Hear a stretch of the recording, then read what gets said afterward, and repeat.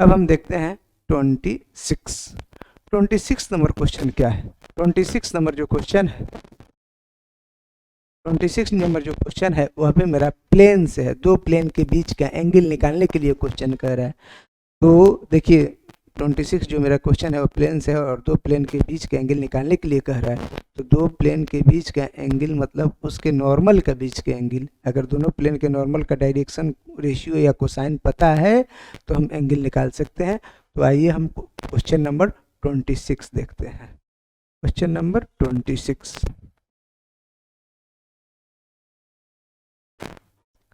Question number 26 जो दिया हुआ है प्लेन का इक्वेशन, यह दिया हुआ है 2x minus y plus z plus 8 बराबर 0। पहला प्लेन का इक्वेशन क्या दिया हुआ है, 2x minus y plus z plus 8 बराबर 0। 2x minus y plus z plus 8 बराबर 0। क्लियर। दूसरा प्लेन का दूसरा है x plus y plus 2z minus 14 बराबर 0। क्या है, x plus y plus 2z minus 14 बराबर 0। यही प्लेन का इक्वेशन दिया हुआ है। प्लेन का इक्वेशन जो हमको दिया हुआ है वह है 2x minus y plus z plus 8 बराबर 0। दूसरा क्या कह रहा है, x plus y plus 2z minus 14 बराबर 0। और तब कह रहा है कि दोनों प्लेन के बीच के and the acute angle between two planes, दोनों प्लेन के बीच का एंगल निकालना है। देखिए अब यहाँ आप देख रहे हैं कि जो प्लेन का इक्वेशन दिया हुआ है, दो प्लेन के बीच का एंगल निकालने का जो फॉर्मूला है वह मेरा a1 a2 plus b1 b2 plus c1 c2 by root under a1 के स्क्वायर b1 के स्क्वायर c1 के स्क्वायर इंटू a2 के स्क्वायर b2 के स्क्वायर c2 के स्क्वायर। अब a1 a2 ये सब कैसे निकालिएगा ध्यान दीजिए। तो दो प्लेन का जनरल इक्वेशन लिख लीजिए, a1x plus b1y plus c1z plus d1 बराबर 0। और दूसरा इक्वेशन होता है a2x plus b2y plus c2z plus d2 बराबर 0। और दोनों को कंपेयर करा दीजिए। दोनों को कंपेयर करेंगे तो तो देखिए ध्यान दीजिएगा, a1 a2, a1 क्या है भाई 2 है, a2 क्या है 1 है तो 2 हो गया। उसके बाद b1 b2 तो -1 हो गया, c1 c2 तो 2 हो गया by root under a square b square, ये हो जाएगा 4 प्लस 1 प्लस 1। और यहाँ भी कितना हो जाएगा 1 प्लस 4। अब cos थीटा मेरा कितना हो जाएगा, 4 में से 1 जाएगा 3 और ये रूट 6 हो गया, यानी cos थीटा बराबर हो गया मेरा 1/2। तो थीटा का वैल्यू कितना होगा 60 डिग्री। तो इस तरह से मेरा दो प्लेन के बीच का एंगल 60 डिग्री। एक्यूट एंगल भी कह रहा है तो 90 से छोटा है, इसका मतलब कि दो प्लेन का एंगल मेरा क्या हो गया 60 डिग्री हो गया। अब क्वेश्चन नंबर 27 देखते हैं। तो क्वेश्चन नंबर 27 जो है वह मेरा क्या है, देखिए ए भी 3D का straight line make an angle 45 degree with and 60 degree with the positive direction of x axis and y axis respectively. What angle does it make the positive direction of x axis?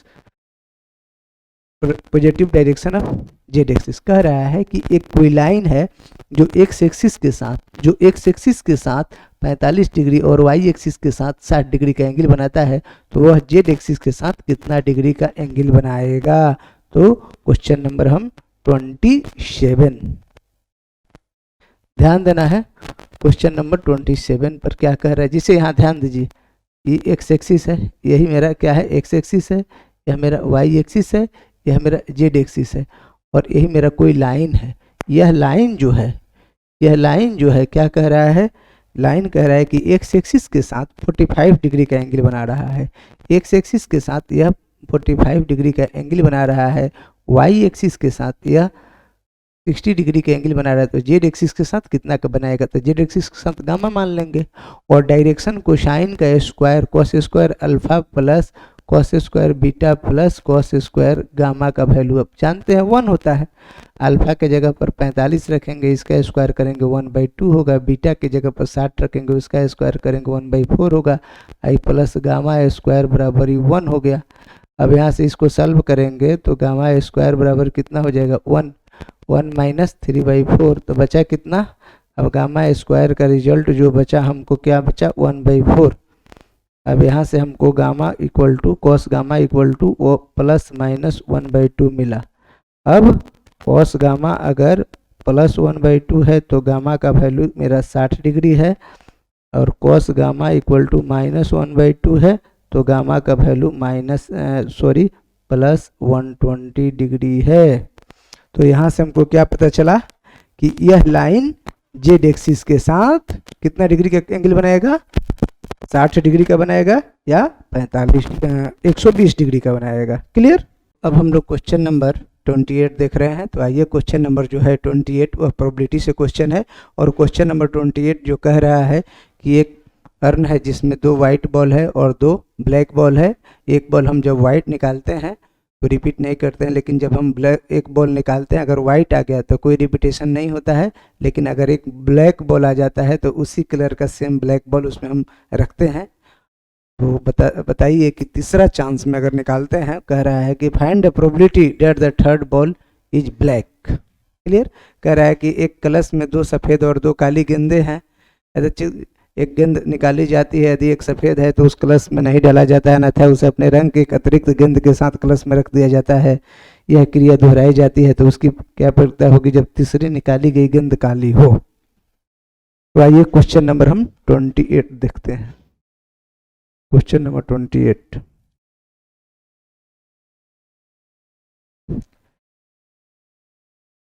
दो white है 2 black है, हमको required probability क्या है? Required probability कह रहे हैं कि 3 बॉल निकालना है, तीसरा चांस में कह रहे हैं। तो 3 बॉल निकालना है तो तीनों हो सके कि ब्लैक हो जाए, या का मतलब प्लस होता है। 3 बॉल निकालना है तो हो सके कि तीनों मेरा ब्लैक हो जाए, और या का मतलब क्या होता है? प्लस होता है। ये भी हो सकता है कि पहला चांस में ब्लैक निकले, दूसरा में वाइट निकल जाए फिर ब्लैक निकले, दूसरा ब्लैक निकल जाए, वाइट निकले फिर ब्लैक निकल जाए, और उसके बाद क्या हो सकता है कि पहला चांस में हमको, तीसरा चांस में हमको ब्लैक ही चाहिए, तीसरा चांस में क्या चाहिए? ब्लैक चाहिए। तो देखिए यहाँ तीसरा चांस में ब्लैक हुआ, यहाँ जो हुआ तीसरा चांस में ब्लैक हुआ, यहाँ भी तीसरा चांस में ब्लैक हुआ, यहाँ भी तीसरा चांस में ब्लैक हुआ। 3 बॉल निकालना है, 3 बार निकालना है। उसके बाद ऐसे भी तो हो सकता है कि 2 गो वाइट निकले और यहाँ तीसरा चांस में ब्लैक निकल जाए। अब ध्यान देना है, पहला ब्लैक का निकालने का जो प्रोबेबिलिटी होगा, ब्लैक इसमें 2 है, टोटल है 4, तो 2/4। जब एक ब्लैक निकल गया तो उसको तो उसमें रखेंगे, एक अलग से भी एक बॉल उसमें रखेंगे, तो ब्लैक कितना हो जाएगा? ब्लैक हो जाएगा कितना? इसमें 3 हो जाएगा ब्लैक, और टोटल कितना हो जाएगा? 5। अलग से एक भी तो बॉल रखना है।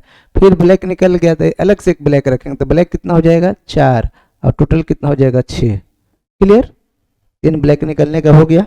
अब दूसरा में क्या कह रहा है कि एक ब्लैक निकालेंगे, तो ब्लैक निकालने के फिर कितना हो जाएगा? 2/4। अब ब्लैक निकालने के लिए 2/4 हो गया। जब ब्लैक आ गया तो फिर उसमें से अलग से एक ब्लैक रखेंगे, तो टोटल बॉल कितना हो जाएगा? 5 बॉल हो जाएगा। लेकिन निकालना है क्या चीज़? उसमें से वाइट निकालना है, तो वाइट निकालने के लिए 2 है, टोटल कितना हो गया? 5, तो 2/5 हो गया प्लस। अब फिर मेरा क्या चीज़? ब्लैक निकालना है, तो उसमें ब्लैक कितना है? ब्लैक मेरा कितना है? 2 है, और ब्लैक 2 है, टोटल कितना है? ब्लैक जो मेरा है क्या चीज़ है? 2 है, टोटल कितना है? टोटल तो 4 है, लेकिन याद रखिए एक ब्लैक निकाले हैं तो एक ब्लैक उसमें रखे भी तो हैं, तो ब्लैक कितना हो गया? 3, और टोटल कितना हो गया मेरा? 4। टोटल 4 हो गया, क्योंकि एक तो वाइट निकाल लिए हैं, है ना। ब्लैक 3 हो गया, एक वाइट निकल गया तो एक वाइट बचा, तो टोटल क्या हो गया? 4 हो गया। इस तरह से अब तीसरा में क्या कह रहा है? एक वाइट निकालने का क्या प्रोबेबिलिटी होगा? वाइट निकालने का क्या प्रोबेबिलिटी होगा? 2 इसमें, पहला हो गया, दूसरा हो गया, तीसरा में क्या करो? वाइट निकालने के, तो 2 इसमें वाइट है, यहाँ मल्टीप्लाई का साइन होगा, 2 इसमें वाइट है, टोटल है 4, निकल गया 2/4। उसके बाद क्या करना है? इनटू का साइन होगा, यहाँ इनटू होगा, यहाँ प्लस है, फिर इनटू, ठीक है, प्लस, अब इनटू। अब पहला हो गया, दूसरा हो गया, तीसरा वाइट निकालने का 2/4 हो गया। फिर ब्लैक निकालेंगे, तो ब्लैक कितना है मेरा?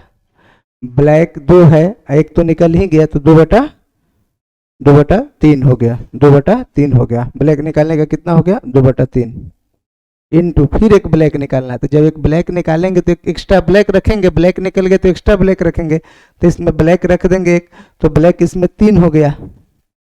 ब्लैक इसमें कितना हो गया, पहले से 2 ब्लैक है, एक ब्लैक निकाल लिए, फिर एक एक्स्ट्रा ब्लैक रखे तो ब्लैक 3 हो गया, और टोटल कितना हो गया, टोटल 4 ही है, तो 3/4 हो गया।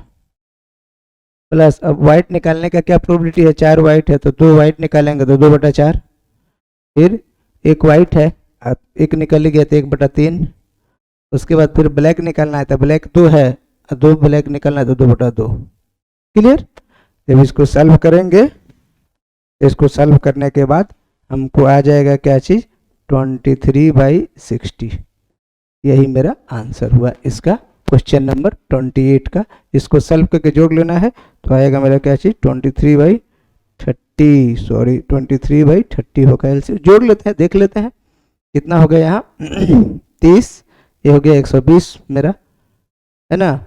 तो इसको जोड़ने के बाद मेरा आंसर जो होगा 23, या जोड़कर हम लोग देख लेते हैं कितना हो जाए, 6 × 24, 24 ही कितना हो जाएगा 30, 120 हो गया। उसके बाद यहाँ कितना हो जाएगा 4 × 12, और 12 ये कितना हो गया 20 × 25 80 हो गया, और ये कितना हो जाएगा 16 16 48, ये कितना हो जाएगा 4 × 4 12, 12/48 हो गया, और ये कितना हो जाएगा 4 कितना हो गया 24 हो गया।